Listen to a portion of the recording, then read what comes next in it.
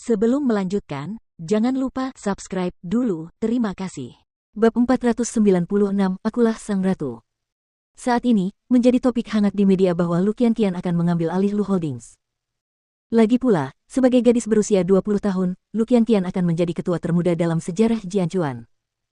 Jadi, tidak peduli bagaimana orang mengkritiknya secara pribadi, mereka tidak dapat mengabaikan fakta bahwa dia akan mengenakan mahkota sebagai ketua. Dan semenjak itu, fokus mereka beralih dari tindakannya menggugurkan kandungan karena seorang pria, menjadi pertanyaan apakah dia bisa melindungi bisnis keluarganya. Jadi, dua wanita yang paling banyak dibicarakan memasuki aula makan malam amal.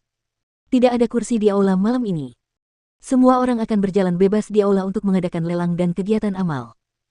Oleh karena itu, orang-orang yang saling kenal akan berkumpul untuk mengobrol. Kau lihat, orang yang baru saja masuk adalah putri mahkota saat ini. Dan orang yang berjalan ke aula sekarang adalah mantan putri mahkota. Menurutmu apa yang akan terjadi antara keduanya malam ini?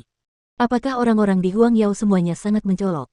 Nyonya Seng memakai begitu banyak perhiasan malam ini. Apakah dia khawatir orang-orang mungkin tidak tahu bisnis apa yang dijalankan keluarganya? Kita melakukan kegiatan amal hari ini, tetapi lihatlah dia, berpakaian seperti burung merak. Kepada siapa dia pamer? Membandingkan keduanya, menurutku Mu Kiki terlihat lebih menarik. Tentu saja. Haha. Aku baru saja membicarakan hal yang sama dengan suamiku.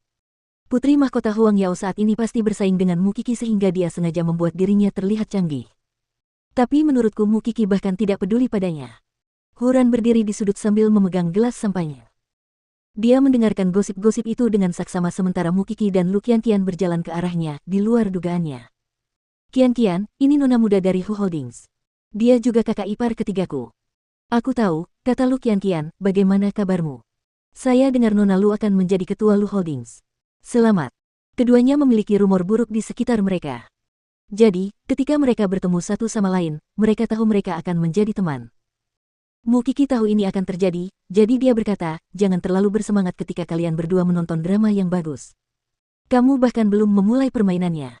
Bagaimana kamu tahu kita akan terlalu bersemangat? Lu Qianqian terkekeh. Gu Ziling sangat sombong dan angkuh. Namun, dengan kehadiranmu, dia terlihat sangat rendah diri. Ketiganya mengobrol dengan gembira di antara para tamu. Saat itu, Gu Ziling datang mencari Huran. Kakek menyuruhku untuk mengawasimu saat kita keluar. Dan aku tidak menyangka kau akan bertindak begitu cepat dan telah menemukan musuh keluarga Seng. Saya punya hubungan dengan Kiki.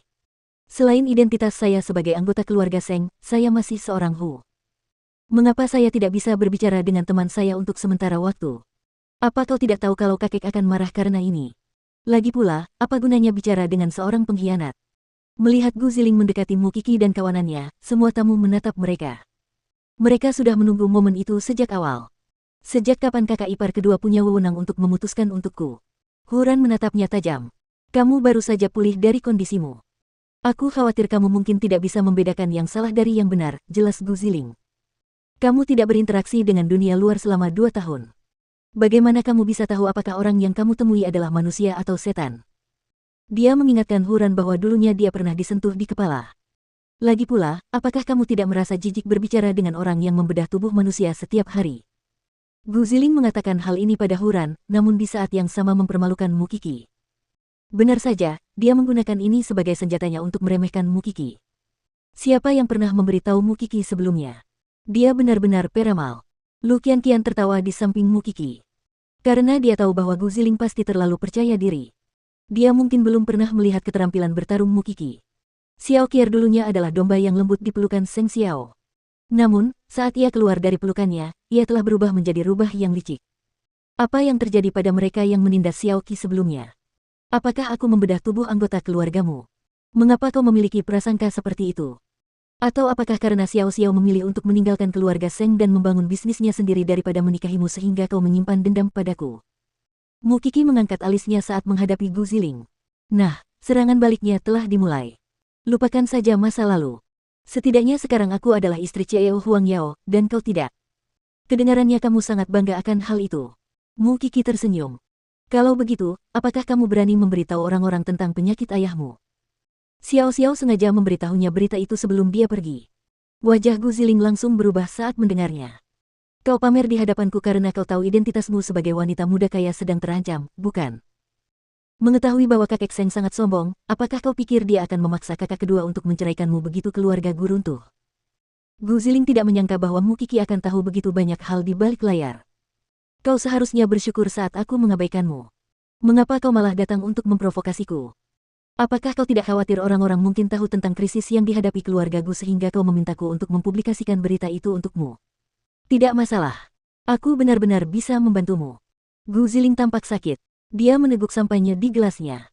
Xiao Xiao mengatakan kepadaku bahwa sangat mudah untuk menghancurkan keluarga Gu. Mencampuri urusan Huang Yao juga bukan tugas yang sulit. Jika kamu benar-benar merasa bahwa kamu menjalani kehidupan yang sangat nyaman, aku dapat membantumu untuk membuatnya lebih menarik. Aku, Mu Qi, tidak memiliki hobi lain selain membedah mayat. Dan aku suka membantu orang. Apakah kamu membutuhkan bantuanku? Gu Ziling mulai merasa tertekan. Dia mengalihkan pandangannya. Namun, dia tidak punya tempat untuk lari sekarang karena dia telah memulainya. Jadi, dia harus berpura-pura tangguh dan tidak membiarkan siapapun melihat kekurangannya. Jangan coba-coba memanfaatkanku. Siapapun yang melakukan ini akan berakhir dalam kesengsaraan. Gu Ziling, aku diajari secara pribadi oleh Seng Xiao dan aku tidak memiliki temperamen yang baik seperti Huran. Aku harap ini akan menjadi satu-satunya saat kau mencoba mempermalukanku. Aku terlalu lembut padamu sebelumnya, tetapi sekarang, aku tidak akan bersikap terlalu sopan padamu lagi. Apa masalahnya kau menjadi putri mahkota Huang Yao? Aku adalah istri Chieo Zongteng. Dalam hal ini, kau hanyalah seorang putri mahkota, dan aku adalah seorang ratu. Jangan katakan itu sekarang. Aku merasa malu pada Nona Gu. Lu Qianqian menyenggol Mu Qi. Dia tidak merasa malu, mengapa kamu harus merasa malu? Mu Qi melotot padanya. Lelang akan segera dimulai. Anda dapat membiarkan para tamu terus melihat ke sini. Bukankah ini yang diinginkan Nona Gu? Mu Qi berkata dengan tenang. Dia bukan orang yang malu, juga bukan orang yang takut. Meskipun Feng Shanshan hanya bercanda saat dia meminta Mu Qi untuk membalas dendam padanya, karena dia punya kesempatan, dia pikir dia sebaiknya melakukannya. Aku tidak akan membiarkan ini berlalu begitu saja. Oh, Mu Qi bereaksi. Kalau begitu aku tidak akan membantumu menyembunyikan berita tentang penyakit ayahmu lagi. Lagi pula, aku ini tukang ngomong. Aku tidak bisa menyimpan rahasia.